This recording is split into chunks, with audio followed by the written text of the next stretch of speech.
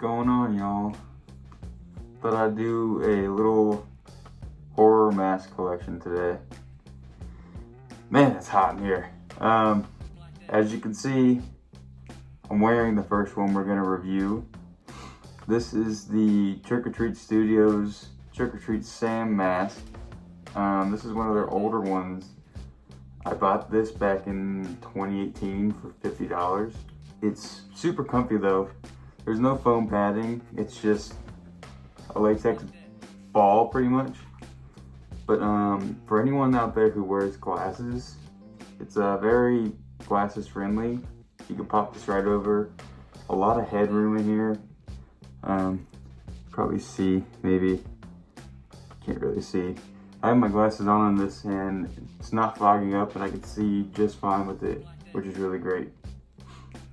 All right, man, it was hot in there. I only had it on for like a minute too.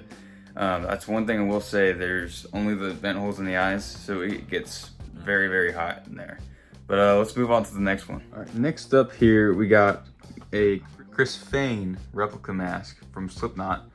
I said horror mask. I would put this in horror. Slipknot, they're obviously well known for having horror type masks. And Chris Fane, who was a drummer in Slipknot, has always had one of the coolest masks in my opinion.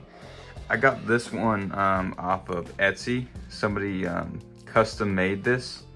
My only complaint with it is he used the molding of his face, so it doesn't exactly fit right on my head, which is why I don't have it on. I probably won't put the rest of these on. Mainly for keeping them in good condition, I guess if you will. Trying not to get sweat on them, things like that. The Trick or Treat Sam one obviously is well beyond restoration or whatever. I beat that one to heck.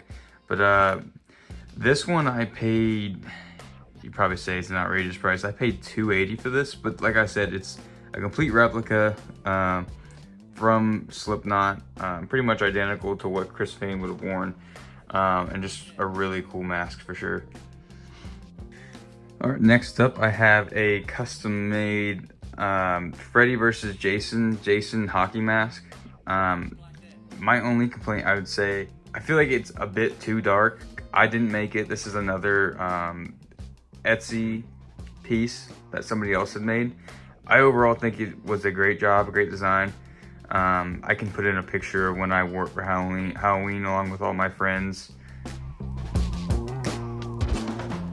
But I would just say it's a little bit on the dark side. I wish there would have been a little bit more white in here, but also we are going for that more weathered look. And we have the claw marks on the mask from Freddy scratching his mask.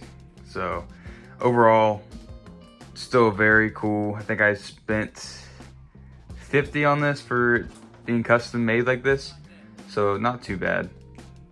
All right, the next two, these are my last two. Like I said, not a crazy collection, but definitely the pieces that I for sure want in my life, if you will.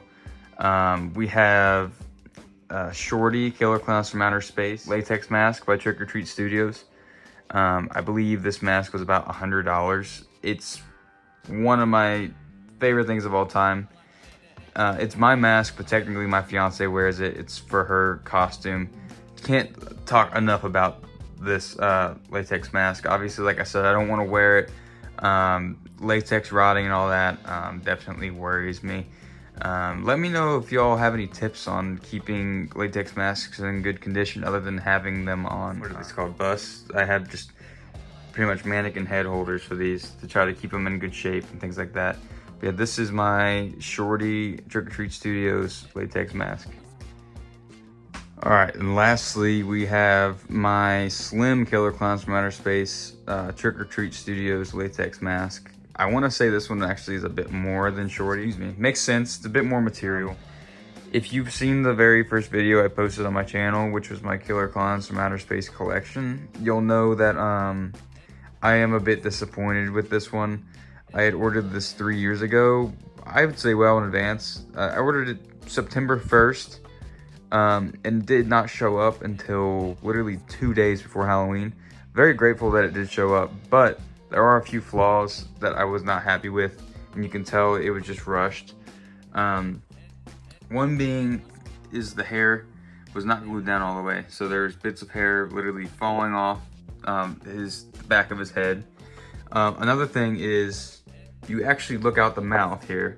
There is a big foam piece in the top of the head, and I don't believe these are supposed to be here from other masks that I have looked on YouTube videos. There are no vent holes up here. It almost looks like they had tried to put eye slits like they would for Shorty here, mistakenly, when it's supposed to be the mouth, which they did luckily still cut, but just a very choppy job, a very rough cut, and just overall rushed look. But end of the day, it is a Trick or Treat Studios Slim Killer Clowns from Outer Space mask, and I'm very grateful for having it, and I love to have it in the collection.